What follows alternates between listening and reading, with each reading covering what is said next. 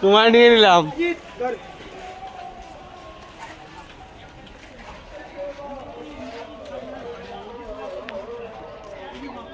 বিশাল active তো। তেজি আছে, ছোট না? হ্যাঁ ঘুমানো ঘুমাতো।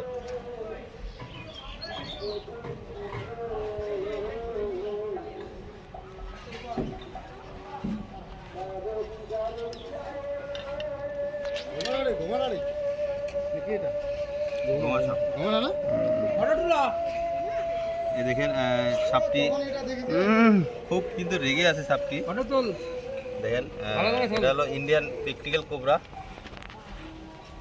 বাংলাতে বলা হয় গোকরো সাপ। সাপটি দেখেন খুব রেগে আছে, মানে কামড় দেওয়ার জন্য একবারে পুরা রেডি। দেখেন দেখেন সাপটি কিন্তু খুব রেগে আছে। দেখেন সাপটিকে ধরছি এখানটায়। মধুপাল যার নাম, ওনার মুড়ির ফ্যাক্টরি আছে, ওই ফ্যাক্টরির পাশ থেকেই সাপটিকে রেস্কিউ করছি।